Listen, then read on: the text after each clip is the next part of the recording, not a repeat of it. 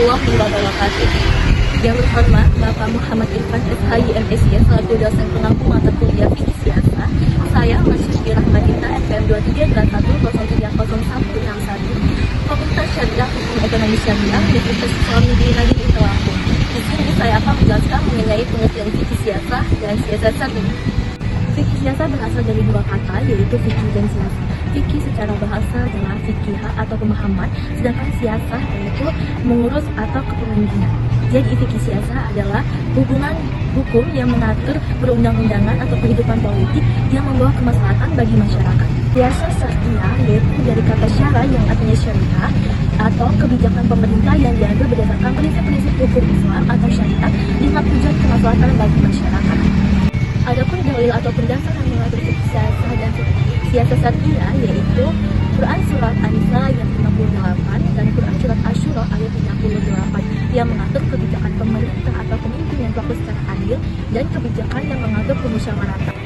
Contoh yang di Indonesia adalah penerapannya mengenai Pancasila keempat, yaitu permusyawaratan, di mana segala pemimpin harus berdasarkan permusyawaratan dan berlaku keadilan, serta sesuai dengan Undang-Undang Nomor 1 Tahun 1974 tentang perkawinan yang tidak dibolehkan perkawinan beda agama dan harus berdasarkan prinsip syariah. Materi kedua mengenai sumber dan pendekatan kajian fikih siasah. Sumbernya yaitu ada Al-Quran, Sunnah atau hadis, ijma, dan qiyas. Al-Quran merupakan sumber utama dalam kajian fikih siasah yang membahas kepemimpinan, keadilan, dan musyawarah. Yang kedua adalah hadis atau sunnah perkataan Nabi. Yang ketiga adalah ijma, kesepakatan utama. Dan yang terakhir adalah qiyas sebagai analogis atau perbandingan kasus yang lama dengan kasus yang baru dalam kehidupan politik. Adapun pendekatan dalam kajian fikih siasah itu ada tekstual, konseptual, dan maslahah.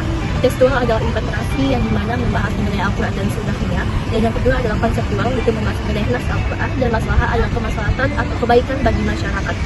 Adapun contoh maupun dalil yang mengenai sumber dan pendekatan kajian fikih siasah yaitu Quran Surat Asy-Syura ayat 38 yang berbunyi Bismillahirrahmanirrahim fajumiha siqaratun limiqati yaumin ma'lum, di mana sumber tersebut mengenai permusyawaratan atau dalam contohnya yaitu permusyawaratan dalam penetapan perundang-undangan oleh MPR dan akan disahkan oleh sebuah negara. Materi selanjutnya mengenai ketatanegaraan dalam sejarah Islam. Tata negara dalam sejarah Islam ini mengacu pada prinsip syariat Islam, di mana perundang-undangan yang dibikin secara teratur dan sesuai dengan sejalan syariat Islam. Lalu yang pegang prinsip pada Al-Quran dan Sunnahnya. Pada ketatanegaraan dalam sejarah Islam ini terdapat pada Nabi Muhammad, Khalifah Rasyidin, dan Bani Umayyah serta Bani Abbasiyah. Kedua tipe itu merupakan tipe ideal yang harus kita teladani dan kita ikuti karena dipegang prinsip pada keadilan, musyawarah, kepemimpinan, dan persamaan.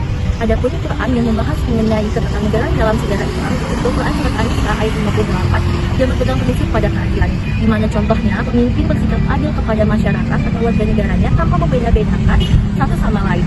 Materi selanjutnya mengenai konsep penting dalam sejarah Islam. Konsep penting dalam sejarah Islam ini dapat membangun sebuah prinsip sebuah negara yang berdasarkan syariat Islam. Adapun konsep pentingnya yang pertama imarah. Imarah ini adalah jiwa kepemimpinan dan imarah merupakan lembaga atau menurut kepada orang lain. Dan yang ketiga yaitu al-wal al-qud, di mana lembaga menyalurkan inspirasi masyarakat. Yang keempat yaitu wizarah, di mana wizarah ini adalah kementerian yang bertugas untuk memutuskan sebuah kebijakan. Adapun contoh maupun dalil yang mengatur konsep penting dalam sejarah Islam ini Quran Surat Syu'ara ayat 26 tentang menetapkan sebuah perkara. Contoh di dalam Indonesia yaitu kepemimpinan Fatwa UI menetapkan produk halal ataupun haram dan ketentuan basnas zakat, apa saja zakat yang dikeluarkan dan ditetapkan. Materi selanjutnya mengenai pengertian historia. Siasat historia ini adalah siasat yang mempelajari tentang peraturan perundang-undangan yang bersifat syariat atau hukum Islam. Secara dalilnya yaitu Surat Al-Baqarah ayat 30 yang menyatakan bahwa khalifah di pemimpin bumi harus memiliki jiwa kepemimpinan dan memiliki tanggung jawab. Contoh di Indonesia, khalifah ini adalah MPR dan peraturan undang-undangan, peraturan pemerintah dan undang-undang negara Republik Indonesia tahun 1945. Analisis mengenai fikih historia ini adalah yang membahas mengenai legislatif demokrasi dan yudikatif di mana membawa kemaslahatan bagi masyarakat. Mengenai konsep siasat dauliyah. Siasat dauliyah itu adalah mengatur kekuasaan negara dalam konteks hubungan dengan masyarakat. Contohnya di Indonesia yaitu ASEAN, PBB, dan G20. Lalu Quran Surat An-Nisa 49-90 yaitu menjaga ketentraman dunia atau menjadi ketentraman kedua belah pihak. Analisis mengenai konsep dauliyah ini adalah yang sangat penting dalam mengatur hubungan internasional yang menjadi landasan yang penting agar terciptanya pendamaian dan permusyawaratan.